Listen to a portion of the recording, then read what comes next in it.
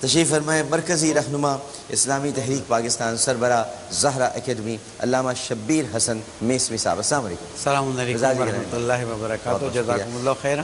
بتائیے کہ کہا جاتا ہے، ذرا ہم سننا چاہیں گے، اور علامہ صاحب بھی موجود ہیں، ولی خان صاحب بھی ہیں، پھر بچے آپ سے کچھ سوالات کریں گے. میرا بس یہ آخری سوال ہے، اس کے بعد بچے اور آپ ہیں. زہرا کیوں کہا جاتا ہے؟ بسم اللہ الرحمن الرحیم. سب سے پہلے تو اس عظیم عید کی مبارکباد تمام عالم اسلام کو دیتا ہوں، اور اللہ تعالیٰ سے دعا کرتا ہوں کہ اس عید کی برکت سے مسلمانوں کے حال بہتر ہو جائے. آمین. اور جناب زہرا کی برکت سے مسلمان محبت کے ساتھ اسلام کی محبت کے پیغام کو پھیلائیں. آمین. جہاں تک جناب زہرا صلی اللہ علیہ وسلم کے القابات کا نام ہے، وہاں پر ہم جب زہرا دیکھتے ہیں تو ایک طرح سے رسول اکرم صلی اللہ علیہ وسلم جب آپ دیکھتے تھے جناب فاطمہ زہرا سلام علیہ کو، تو آپ کا چہرہ روشن اور خوشحال ہو جاتا تھا. اور آپ ہمیشہ فاطمہ زہرا سلام علیہ کو دیکھ کر جب خوشحال ہوتے تھے تو اللہ تعالیٰ سے یہی دعا کرتے تھے، اے اللہ جو فاطمہ کو خوشحال کرے تو اس سے خوشحال ہو جانا. تو ایک عنوان یہ دیا گیا ہے زہرا کا. ایک یہ بات بھی کہی گئی کیونکہ آپ نجاستوں سے پاک، آیت تطہیر میں شامل تھی اور نجاستوں سے پاک سی، جس کا مزید ذکر ابھی میں نہیں کرنا چاہتا، اس لیے بھی آپ کو زہرا اور بطول کا عنوان دیا گیا ہے. ایک عنوان عرض کروں پھر بات کو آگے بڑھائیے، اور وہ ہے ام ابیہا. جی ہاں، کہ یہ عنوان ہے کہ جو جناب فاطمہ زہرا سلام علیہ کے لیے مخصوص ہے، اس لیے کہ جناب رسول اللہ صلی اللہ علیہ وسلم کی جب شادی جناب خدیجہ سلام علیہ وسلم ہوئی اور جناب زہرا کی ولادت ہوئی، وہ پورا ایک واقعہ ہے، انشاءاللہ امید بزرگوار بیان کریں گے. تو رسول اکرم نے اس بیٹی کے اندر اپنی والدہ کی صورت دیکھی محبت اور شفقت میں. یہ چھوٹی تھی لیکن اپنے باپ سے اس طرح سے محبت کرتی تھی جیسے والدہ اپنے بیٹے سے محبت کرتی ہیں. تو اس کے بعد سے جنگ ہو، ہجرت ہو، صلح ہو، زخمی ہونا ہو، تبلیغ میں زحمت ہو، بیٹی آ کر فوراً باپ کی خدمت کرتی تھی، اور اس سے رسول اکرم کا دل بھی شاداب ہو جاتا تھا. اس وقت سے آپ کا عنوان جناب رسول اکرم صلی اللہ علیہ وسلم نے رکھا ام ابیہا، وہ بیٹی جو اپنے بابا کی ماں ہے کہ ہمیشہ خدمت کرتی ہیں. آگے بڑھاتے ہوئے ایک عنوان کی طرف توجہ کیجئے کہ اسلام نے خواتین کو جو مقام دیا ہے اس کی عظمت کا اندازہ ہم اس مقام سے دے سکتے ہیں جس کو جناب زہرا سلام علیہ کو رسول اکرم نے دیا. جیسا آپ خود فرما رہے تھے، ہم سن رہے تھے، اور میں سوچ رہا تھا کہ سب کچھ تو آپ نے بیان کر دیا، ہم کیا بیان کریں گے. اللہ تعالیٰ آپ کی توفیقات میں اضافہ فرمائے اور مزید شرح صدر کے ساتھ گفتگو فرمائے. اس میں یہ بات بالکل واضح ہے کہ اس بات آگے بڑھے گی تو عرض کروں گا کہ اسلام نے خواتین کو جتنی اہمیت اور عزت دی ہے، میں آج ٹیلی ویژن پر مناظرے کے لیے تمام ادیان کو اور تمام تھنکرز کو دعوت دیتا ہوں، اگر کبھی موقع ہو آؤ ہم قرآن مجید سے عورت کی عظمت، عورت کی عفت اور عورت کی اہمیت کو ثابت کریں گے.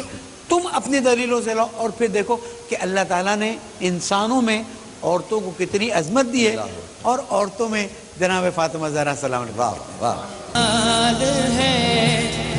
خیر النساء کا لال ہے، جس کے لیے نبی دیا سجدے کو رحل طول ہے، جس کے لیے نبی دیا سجدے کو رحل طول ہے، وہ جس کے احترام میں، وہ جس کے احترام میں در پہ کھڑے رسول ہیں، بنت نبی رسول ہے، عزت خدا کی فاطمہ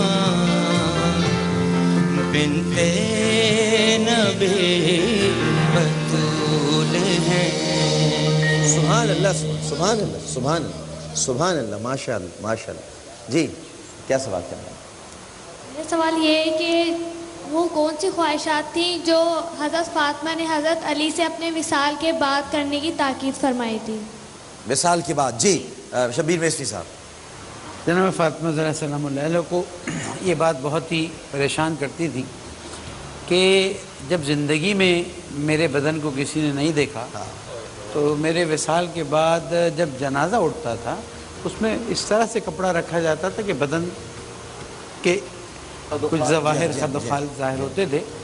تو آپ نے اپنی کنیز سے پوچھا کہ یہ بتائیے کہ کیا کیا جائے کہ یعنی اس لمحے بھی، حالانکہ فاصلہ کتنا ہوگا جہاں پر بھی آپ دفن، اس لمحے بھی میرا بدن ظاہر نہ. تو انہوں نے بتایا کہ ہمارے ہاں اس طرح سے ایک چیز بنائی جاتی ہے جس میں لکڑی اوپر کی طرف ہوتی ہے اور کپڑا لکڑی پر ہوتا ہے، جس کی وجہ سے بدن کا کوئی حصہ ظاہر نہیں ہوتا. تو آپ نے جب وصیت فرمائی کہ جو مجھے رات کو کفن دینا، رات کو غسل کر دینا، ساتھ ساتھ یہ بھی وصیت فرمائی کہ اس طرح کی جنازے کی لکڑی میں لے جانا کہ کوئی بھی نامحرم میرے بدن کے خد و خال کی طرف بھی توجہ نہ کر سکے. اور یہ وہ چیز ہے جو ہمیں بتاتی ہے کہ جہاں جناب فاطمہ زہرا سلام اللہ علیہ اپنی زندگی میں اتنی پریکٹیکل ہے، کوئی سوال آئے گا تو پھر جواب دیں گے، وہاں مرنے کے بعد بھی اس بات کا خیال ہے کہ بدن کی کوئی بھی ایسی صورت سامنے نہ آئے. یہ ہے عظمت فاطمہ زہرا سلام اللہ. ایک کوئی تھا مجھے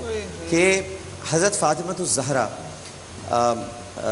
اب جیسے جب ہم کہتے ہیں ثانی زہرا حضرت زینب رضی اللہ تعالیٰ عنہ کو، تو مصائب میں بھی کہتے ہیں ہم کہ ام المصائب ہیں، لیکن ہم نے یہ دیکھا ہے کہ حضرت فاطمہ کی حیات پاک آپ کی بھی بڑی کرب میں، مصائب میں، تکالیف میں، درد میں آپ کی حیات بھی رہی ہے.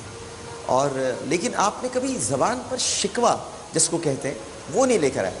آج کی خواتین، میں اس لیے آپ سے کہوں گا کیونکہ آپ مخاطب میں اس وقت پوری دنیا آپ کو دیکھ رہی ہے، جب ہم سیرت فاطمہ کی بات تو کر رہے ہیں اور سب، کیا خواتین کو ہم میسج دینا چاہیں گے ان کی ذات سے؟ بزرگوں کی بات کو آگے بڑھاتے ہوئے کہ جو کانسیپٹ ہے تبرہ کا وہ غلط دیا گیا ہے.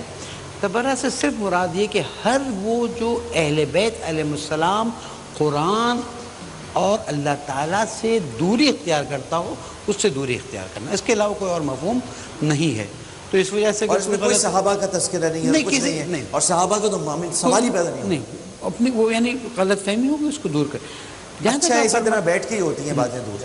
جہاں تک ہم جناب زہرا سلام کی پریکٹیکل لائف کی طرف دیکھتے ہیں تو ہمیں ایک چیز نظر آتی ہے، اور وہ یہ ہے کہ آپ اپنے بابا کے ہر مشن میں ساتھ ہیں، چاہے گھر پہ ہوں چاہے باہر. صحیح. کہیں ایسا نہیں ہوا کہ بابا کسی مشن پہ جا رہے ہوں اور آپ بے خبر ہوں، اپنی زندگی گزار رہی ہوں. اس لیے ہم دیکھتے ہیں کہ جب رسول اکرم صلی اللہ علیہ وسلم کو اذیت پہنچائی جاتی ہے تو زخموں کی مرہم پٹی کا کام جناب زہرا سلام اللہ انجام دیتی ہے. یہاں تک کہ جن لوگوں کو مدینہ شریف کی زیارت نصیب ہوئی ہے، جن کو نصیب نہیں، دعا کرتا ہوں آج سب کو نصیب ہو جائے اور حج عمرہ کی بھی سعادت نصیب ہو. تو اگر آپ جا کے دیکھیں تو جنگ احزاب کے اس پر مسجد حضرت فاطمہ زہرا سلام اللہ، باقی بھی مساجد ہیں اور سب کو، وہ اس لیے ہے کہ جناب فاطمہ زہرا سلام اللہ علیہ اس وقت رسول اکرم کے ساتھ تشریف لے گئی تاکہ جو خواتین کی ڈیوٹی ہے اور جو رسول اکرم صلی اللہ علیہ وسلم اور حضرت علیہ السلام کی نسبت کیونکہ محرم تھی ڈیوٹی ہے وہ انجام دی سے.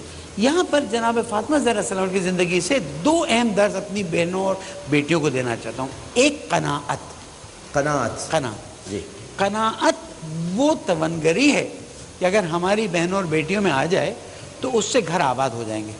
ایک بڑی مشکل جو ہماری آتی ہے وہ یہ ہے کہ لوگ قناعت سے دور ہٹتے ہیں اور حل میں مزید ابھی یہ بھی چاہیے ابھی وہ چاہیے. اللہ تعالیٰ فرماتا ہے جتنا شکر کرتے جاؤ گے میں خود بخود چیزوں کو بڑھاتا جاؤں گا. تو جو ملا ہے اس پہ آپ شکر کریں، اللہ تعالیٰ نعمت کو زیادہ کرے گا. دوسرا یہ ہے کہ مائیں بہنیں بیٹیاں عالم اسلام کے مسائل سے اپنے آپ کو الگ کیسے سمجھتی ہیں. بہت سارے القابات ہیں، زہرا بھی آپ کو کہتے ہیں، بطول بھی کہتے ہیں، راضیہ بھی ہیں، طاہرہ بھی ہیں، طیبہ بھی ہیں. یہ زہرا جو کہا جاتا ہے ذرا ہم سننا چاہیں گے. اور